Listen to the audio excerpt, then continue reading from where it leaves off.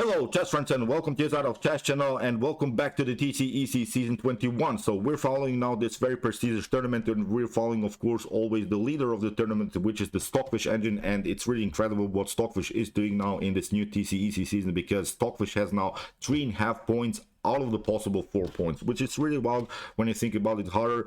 Many times you see maybe the winner of the TCEC is someone that has maybe 2 or 3 wins, and every other games this engine has played maybe as a draw. So as I said, winning the first 3 games out of the possible 4 games is really wild. It's a great performance, and we're following now a great gameplay by Stockfish against another top engine, Stoofvlees. And I think the difference between Stockfish and some other engines is simply that when Stockfish is playing maybe with the black pieces and has a bad prearranged opening line to play, then Stockfish is at least getting a draw in this types of positions. These other engines are not. So when Stockfish has a +1 evaluation, then Stockfish is winning the game immediately. But when Stockfish is playing maybe a -1 position, still Stockfish manages to get some kind of a draw. So let's check out now the game. It was really incredible with some immortal tactic in the Scheveningen system of the Sicilian, and in my opinion you see now all of the weaknesses of the Scheveningen system, because there is of course this restriction idea of the Scheveningen setup, but still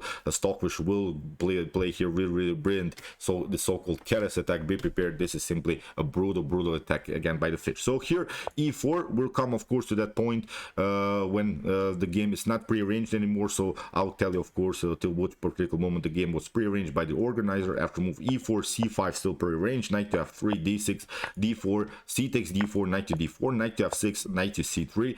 This position has been reached millions and millions of times, and now comes this Scheveningen move. It's the move e6. Of course, the idea of the Scheveningen system is a potential d5 pawn breakthrough, and also with a6, like in the Nighthawk Sicilian, a6, b5, maybe to attack for the queen side here with the potential b4 move when white maybe castles on the queen side. But here g4 still prearranged line. It's this now it's the so-called Keres Attack against the Scheveningen system, already challenging the knight here on g5. The best way I think here is simply to play the move h6, which wasn't prearranged by the organizer. The prearranged move was now bishop to e7, g5 still prearranged, knight to d7, we have h4, and now the last move that was prearranged by the organizer was the move knight to c6. And let's stop and evaluate the position immediately.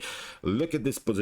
The problem is, I think, that white is already advanced here on the king side, so castling on the king side is a very risky choice. Staying with the king in the center is also not good, so that's why I think this is not something that black should do. You see now how Stockfish will attack simply the position, and as I said, the Stockfish engine at home gives here already a 1.5 evaluation for white. So you know, when Stockfish has this kind of a huge advantage, then Stockfish is brutalizing the game for sure. So after move knight to c6, we have now the normal move by Stockfish here with the move bishop to e3, preparing queen to d2, and then queenside castling. f4, f5 are also attacking opportunities here for white. So here in the continuation castling play by Stoofvlees, you see now the king castled basically into the attack of white. White has already advanced some pawns here on the king side, so it's already the white that's faster, I think, when it comes to this opposite side attack game, because many times in the Sicilian you see white is castling on the queen side, then black is trying to attack the queen side with a6, b5, and white is of course attacking the king side with the move h4, g5. But when it comes to who is faster on the attack, I think it's obvious that white is simply faster, so that's why here already a great game here for white. So here f4 played by Stockfish, we have queen to b6 attacking the pawn on b2, and now comes a tricky line here by Stockfish with the move a3. You cannot of course take the pawn on b2, because now the a3 square is taken, and now with the move knight to a4, the knight traps simply the queen. There's no good square for the queen is simply lost. Queen to a1 is not bringing anything, you simply lose too much decisive material. So here after move a3, we have now d5 played by Stoofvlees. It's now sort of a gambit line, but when it comes to positional understanding, it's not such a bad decision. But you see how Stockfish again will exploit these weaknesses.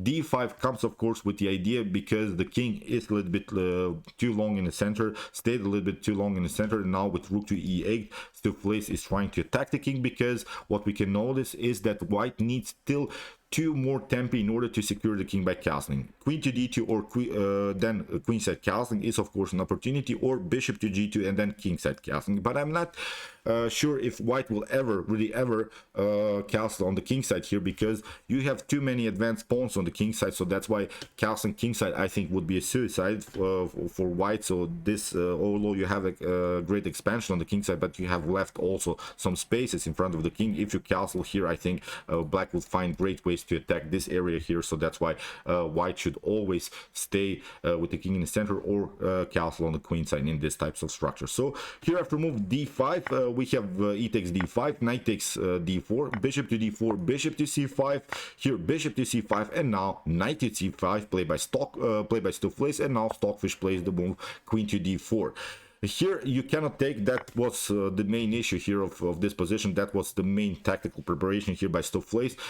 D takes e6 is not so good because you're inviting your opponent bishop into the game, and although white is up a pawn, but I still think that it's a much better position for black. Again, I'm pointing out kingside casting is not an opportunity anymore, so you would be forced now to play something like queen to d4, but now with rook to d8 the queen gets attacked. You have to move the queen. Now something like queen to c7 is happening. I'm not sure if black will really ever trade off the queens now in this particular position, and now you see the king is simply stuck in the center. Queenside casting is not an opportunity anymore, and as we said, kingside casting is a suicide. So the king is naked here. Black is much better. So that's why after move here knight takes c5, Stockfish played queen to d4. So Stockfish didn't take the pawn on e6. In the continuation we have e takes d5, and now you see it gives here an extra tempo for white to secure the king by casting. And still you see the pawn on d5 is the long-term weakness, so we don't have to take it immediately. Now after queenside casting the position is perfect here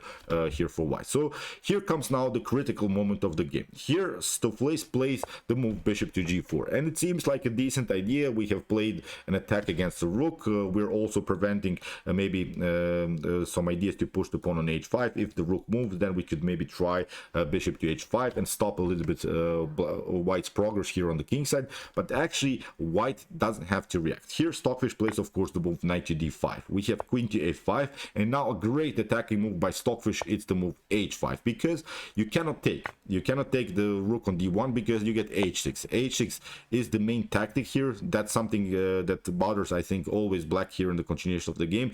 h6, now you could maybe try here the move knight to e6, but then you get knight to e7, the check.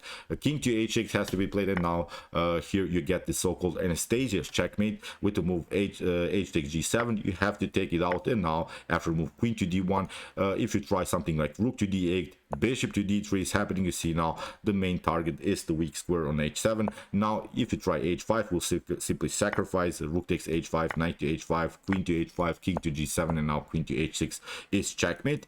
What you could do maybe here is the move rook to d3, but now comes the coolest part of this tactic. You get rook to h7, now king to h7, and now this Anastasia's checkmate preparation with the move rook to h1. Again, you have only one move, knight to h5, queen to h5, again king to g7, and queen to h6. So really brilliant tactic that Stockfish has prepared here. So after move h5, Stoofvlees cannot take.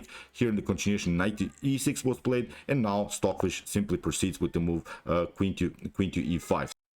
So after the move queen to e5, again the problem is you cannot take of course the rook on d1. You get this tactic, knight to e7, and the queen is taken here. The queen is of course on the same rank. This would be I think very cool discovered check, and of course it's completely winning again here for white. So after move queen to e5, here queen to c5 was played by Stoofvlees. Stoofvlees is trying to get the queen connected with this knight. So now knight to e7 or knight to f6 is not working because the queen is protected, but Stockfish is simply attacking the position further with the move b4. We have queen to f2, and now again this brilliant move bishop to d3, again simply leaving the rook hanging, because again if you try here bishop to d1, again you get this tactic. This is the main tactic that Stockfish has prepared. To king to h8, h6. Maybe if you could try maybe something like rook to g8, again it's not the problem, because after h takes g7, rook to g7, you get again a new stunner, rook to h7. Look at this beautiful checkmate that could happen if this would be of course the played line. So after move bishop to d3, Stoofvlees tried rook to d8, now h6. Again, this very nice tactic. In the continuation we have now g6.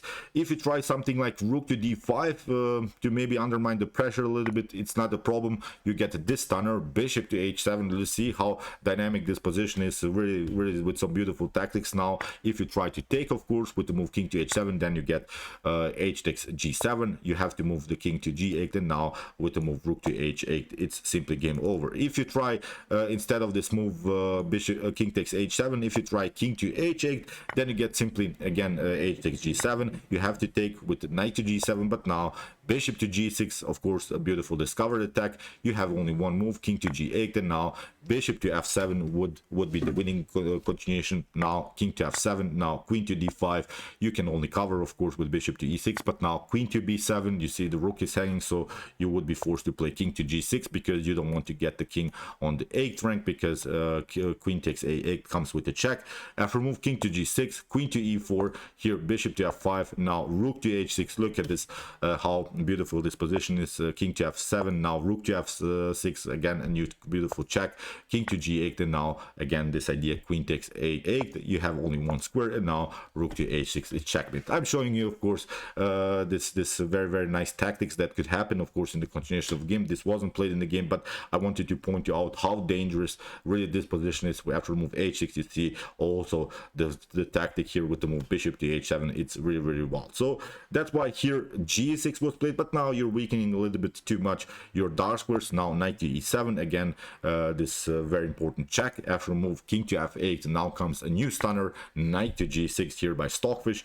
Here's to place right h takes g7. If you try, of course, f takes g7, then you're opening a little bit too much your f file. Now queen to h8, you have only one square, king to e7. We have now queen to f6. You have to get your king on the d file where already the rook is. So now we have this beautiful discovered attack, bishop to f5. Now you can only take, bishop takes d1, rook to d1, but it's a little bit too late. Queen to e5, here the king can come on b6, but now queen to a5. Here you have again only one square, here bishop to e4, and it's game over. Rook to d5, queen to d5, you have only one square, king to c7, and now after move queen to b7, again it's a beautiful checkmate. So really, it's game over already, but let's see now what happened after move knight to g6. As we said, h6, g6, but now this is a pass pawn, h7. Here we have king to e7, queen to f6, here king to d7, again queen to f7, king to c6, and again this very beautiful check, bishop to e4, king to b5, now a check. The queen has to cover, and now a new promotion here by Stockfish. If you take now, of course, the queen, then you get checkmated with the move queen to e5. Here you have only one square, and now with the move queen to a5, again it's simply game over. If you try something like rook to d5, it only prolongs the game with rook to d5. Again here a check, you have only one square, and now with the move bishop to b7, again a beautiful checkmate. So after the promotion here, Stoofvlees tried bishop to d1, but it's not helping anything. Here queen to e5 is happening anyway. We have knight to c5, and here bishop to c6, very nice check, and here queen to f7, knight to e6, we have queen to e6, and here after rook to d5, here queen to d5, it was checkmate. So brilliant attack by Stockfish, a really beautiful chess game. You see how Stockfish attacks this Scheveningen system with the move g4 immediately with the so-called Keres attack. I think you should try it out, because you see in this top engine level, Stockfish is brutalizing this Scheveningen system. I don't think that Stockfish has any problems with this opening anymore. We have seen also in the past, I've covered several games in which Stockfish is really attacking this position in a beautiful way. So be prepared. This is going to be, I think, a wild season, because Lila C0 is not so good in this tournament. I'm not sure why. The Komodo Dragon, the Dragon engine, is also very good in this tournament. So we'll see now what will happen. So far it's a pure Stockfish domination, and I think Stockfish is making it to the finals, because only 2 engines out of the Premier Division are moving up to the finals. We'll see now who join Stockfish in this beautiful tournament. So okay, I hope that you enjoyed this game. I really enjoyed it it a lot. Beautiful tactics here by the fish in the Scheveningen system. If you want to see more brutal attacks like this, check out my commented chess games played by computers. Here's the link of our whole playlist. And if you want to see humans battling in their best chess games, check out my best chess games of all time series. Here's also the link. And if you like this content, don't forget to subscribe to my channel. See you soon with some more videos, and chess is the best, of course.